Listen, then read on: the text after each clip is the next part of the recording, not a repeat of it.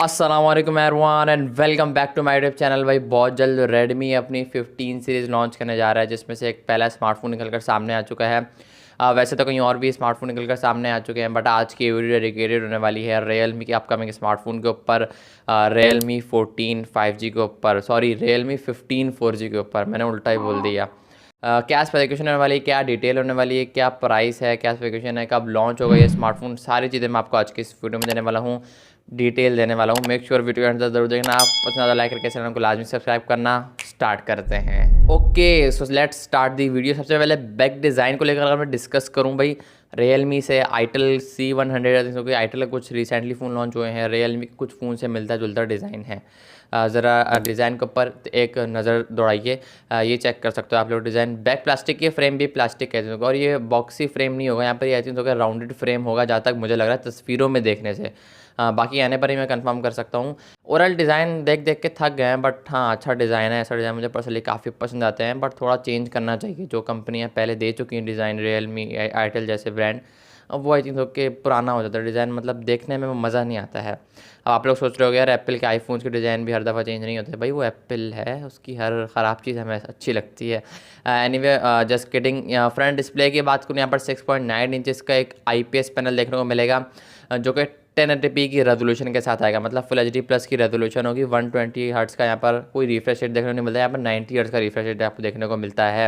Overall display के colour sharpness, overall सब चीज़ें कैसी होने वाली हैं भाई, जब फ़ोन लॉन्च होगा तभी मैं क्लियर कर पाऊँगा, अभी से क्लियर नहीं कर सकता, बिकॉज फ़ोन लॉन्च नहीं हुआ है, किसी के पास भी नहीं आया है फ़ोन। बाकी देखने में IPS पैनल है, लेकिन ये बजट फ़ोन होने वाला है। बजट भी उतना है कि एक एमोलेड डिस्प्ले होता तो और अच्छी बात हो सकती थी, बट क्या कर सकते हैं। एंड्रॉयड 15 के साथ आएगा, साथ ही लेटेस्ट वही रेडमी का HyperOS 2.0 देखने को मिलेगा, जो कि 2.0 या फिर 2.0 बोल लो। कितने वाले टाइम में अपडेट आती हैं स्टिल ये चीज़ कंफर्म नहीं है।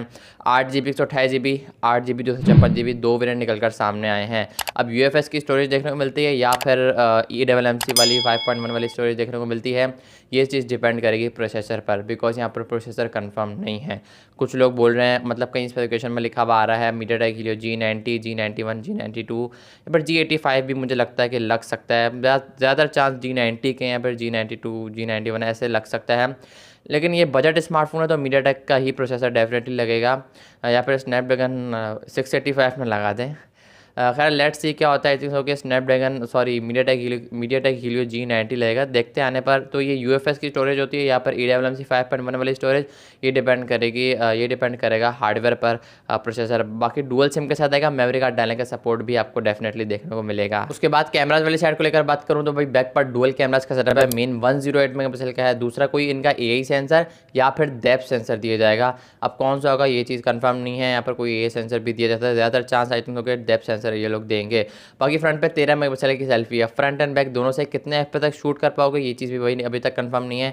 आई थिंक सो कि मेरी एक्सपेक्टेशन के मुताबिक मुझे ऐसा लगता है 1080p 30fps front end back दोनों से यहाँ पर सेम सिचुएशन दिया जाएगा। साइड माउंटेड फिंगरप्रिंट सेंसर के साथ फेस अनलॉक का भी सपोर्ट देखने मिलेगा। लास्ट में बात करूँ तो बैटरी की, जो यहाँ पर काफ़ी बड़ा अपग्रेड किया गया है, यहाँ पर 7000 mAh की बैटरी का अपग्रेड किया गया है, जो कि 33 वाट की चार्जिंग के साथ आती है। फ़ोन काफ़ी स्लिम है, जो ऑप्टिमाइजेशन है, बैटरी का साइज़ काफ़ी बड़ा और फ़ोन काफ़ी स्लिम है, तो ये ऑप्टिमाइजेशन भाई काफ़ी बेहतरीन मुझे लगी। प्राइस वाले साइड को लेकर बात करूँ भाई, ये स्मार्टफोन तकरीबन 40,000 के अंदर दोनों वेरिएंट लॉन्च होंगे, 8 128 वाला भी, 8 256 वाला भी।